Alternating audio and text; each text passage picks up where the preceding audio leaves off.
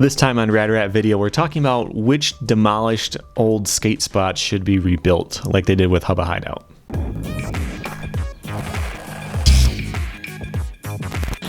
Welcome back to Rad Rat Video, a channel all about skateboarding. I like to review skateboarding in all of its forms, talk about books and games, and I like to answer your questions here on Ask Rad Rat.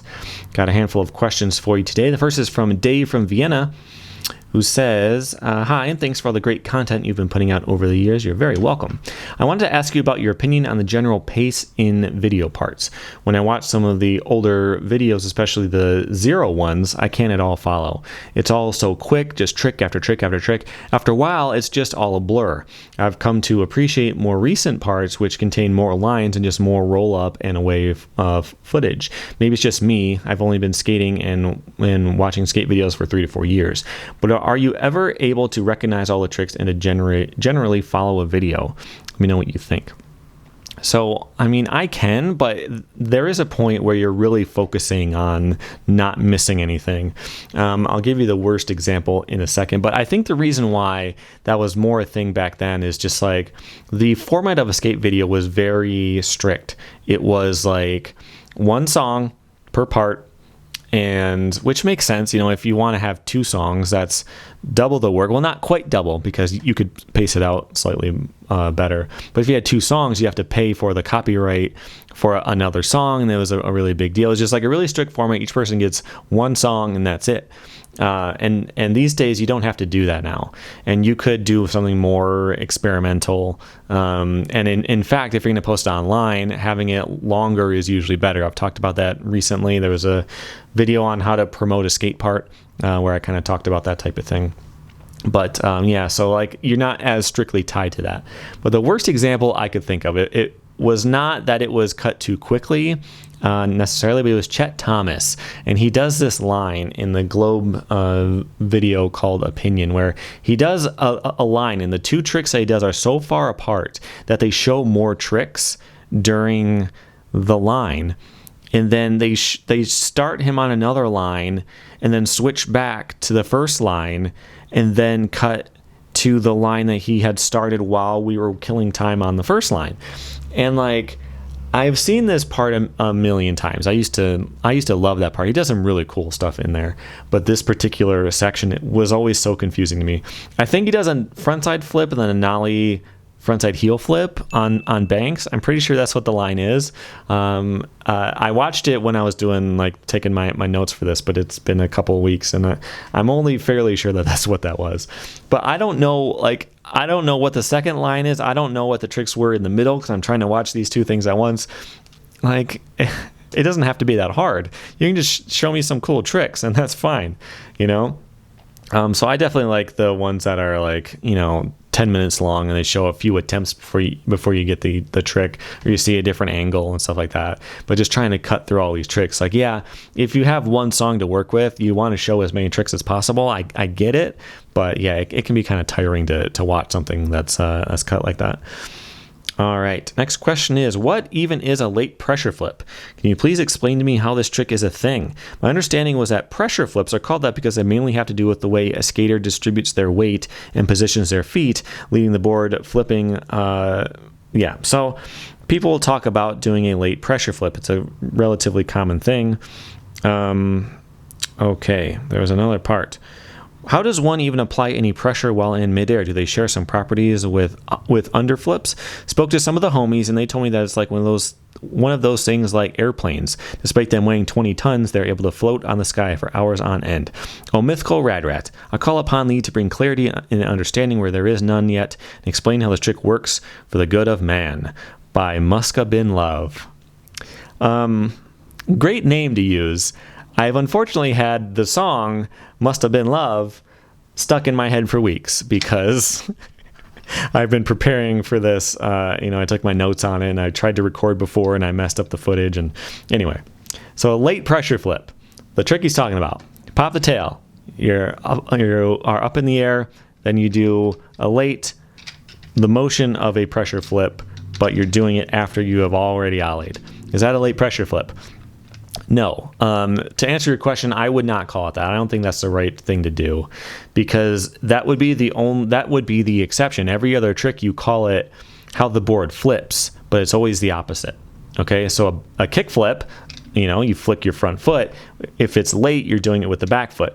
If you do a late hard flip, you pop the tail and the board flips front side and kick flip, but you're doing it with your back foot. So it's actually kind of the opposite. You're like flipping down and pushing forward. I did a similar type of trick here in my Tricks and Tribulations, but like it doesn't work like a hard flip. The trick does not work the same way as it does if it's not late, but it flips the same way. That's just the way that they're named. If you do a late 360 flip, you'd pop the tail, you would flip and spin it with your back foot like that after you have already left the ground. That's how it works. There's no reason why a late inward heel flip should be called a late pressure flip. I get it. It's because there's no pressure per se, but you can still scoop your toe kind of down and inward like that after you've gotten up in the air. So I see why people call it that. It's kind of an obvious, like the way that it works feels the same, I guess. Although that's not the way I would do it. I would probably like pop slightly backside, then actually use my heel to flip down and kind of do it like that. But it's just because that's how it feels. But yeah, if you're going to make a rule about it, that one doesn't fit the rest. I would call it a late inward heel flip. All right. Next question is from Oatmeal Bones, who says, quick question. I was wondering how some big spin flips work. I know how backside big spin kick flips and frontside big spin heel flips work, but is a backside big spin heel a thing? What is an inward heel flip big spin? Same thing goes for frontside big spin kick flips. All right. And thank you for watching for 3 years. So I would say there was a term that I saw before called the spinward heel. It is kind of clear what you mean. It's a big spin and an inward heel. So you're doing an inward heel big spin. So it's a backside big spin with a heel flip. And that was just kind of an obvious thing to call it. You can also say a big spin hard flip, which is a term that I would use. Frontside big spin flip is correct, but I think it's just you would kind of miss it. If you just casually said, yeah, I did a frontside big spin flip, you'd probably just assume you meant backside, something like it's such a uncommon trick that you kind of have to make it more clear, So yeah, I would say a big spin hard flip and a spinward heel flip, which sounds kind of weird now that I'm saying it out loud, but I don't know. I don't mind it. I think it's kind of cool. Yeah, so just for clarity, there's nothing wrong with throwing some extra terms in there just to make sure everyone knows what you mean. The last question is from Tom, who says, saw SLS make a replica of Hubba Hideout recently, and it made me think, what other unskatable or demolished spots should be rebuilt? Also, what tricks would current day skaters be able to throw down? Personally, I'd love to see Brooklyn Banks revived as it's being deconstructed as I'm typing this. Love Park and Embarcadero restored to its former glory. And now this London Gem. I'll see if I can show that clip. It's from Instagram. I'll have to make sure I can get away with that. Yeah, I don't know. I've thought about this before. Somebody asked me what, like, if Skate Heaven was a real place, what spots would there be? And I had such a tough time coming up with that because, like, street spots are not perfect because they're not skate parks. They're not designed to be skated, so they're not, perfect lines and perfect ways to get speed. There's not a bank that gets you exactly the speed you need going up to it, like that type of thing. And when you rebuild a spot, you tend to leave out the stuff that made it suck. Like the Carlsbad Gap, for example. There was a documentary before about it, and people talking about who had skated, talking about how hard it is to skate there, because when you get up to the gap, you have to turn, and you're turning past this thick crack, and you kind of glance over it, which is kind of hard because your board's going to want to stick to it and go straight. So you have to hit this big crack like right before you pop, and when you land slightly uphill. Now, they've rebuilt Carlsbad for a contest back in the day. The Maloof Money Cup, I think, was the one that had it. But it's perfect skate park ground, polished concrete, everything's flat and all that stuff.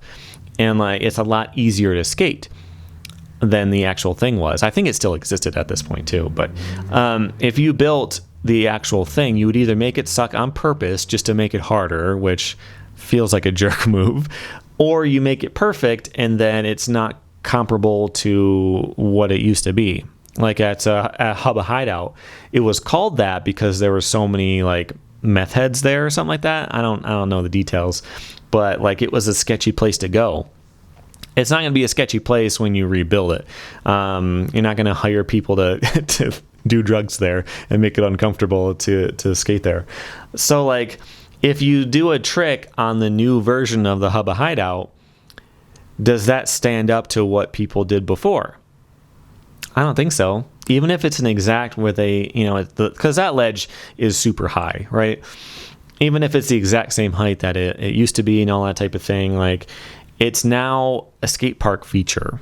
It's not a real spot that someone found. And so to skate a spot like that could be fun by all means, but it feels kind of weird to me. Like if you're going to create a spot that looks like an old spot, why not make something new and different?